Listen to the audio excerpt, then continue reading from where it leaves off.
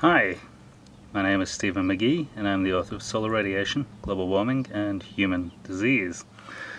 And we're here to review the plant growth in my garden. This is my front garden, and last year this meter was changed out. It used to be a smart meter, it was an AMR meter, and it's now an analog meter. And it significantly improved the growth patterns in my plants. So it turns out my plants had microwave sickness. So this is how they look today.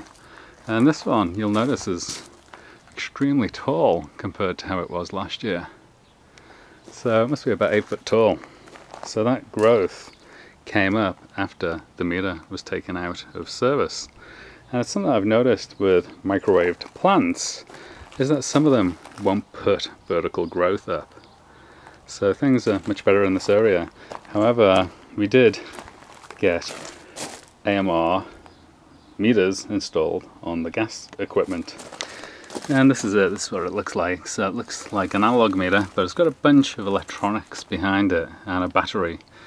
And it broadcasts microwaves. So you can get radio wave sickness from this device, and the top symptom of radio wave sickness is fatigue.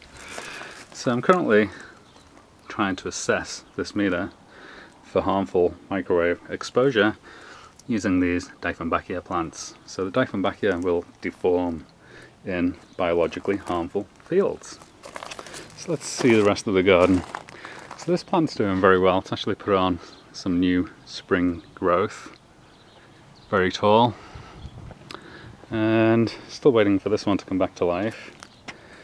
And these bushes, they wouldn't grow tall. This was another set of plants that wouldn't grow upwards, and they're now growing upwards. So I'm waiting for them to come back to life to see if they're being affected by the gas meter. So this is what they look like so far in the spring equinox 2013.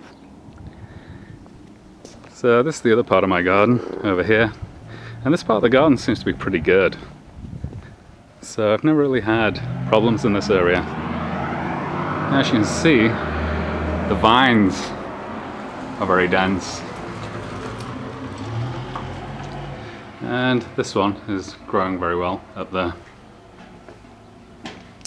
But one of the things I've noticed is the reflection from these 3 windows appears to prevent the vine from growing in this area, and it will only grow up there.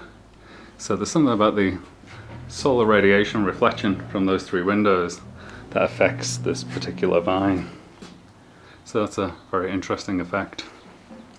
As you can see, this one that doesn't get the reflection is growing just fine. And one of the things I've noticed with vines is that they will not grow in wireless radiation fields. They're one of the first plants to show the stress. So it's a good idea, if you're concerned about wireless radiation, to get some vines and let them climb over your property, because they will show the biologically harmful wireless radiation fields. So that's my garden. Hope you enjoyed the presentation, and I wish you the very best of health. Thank you.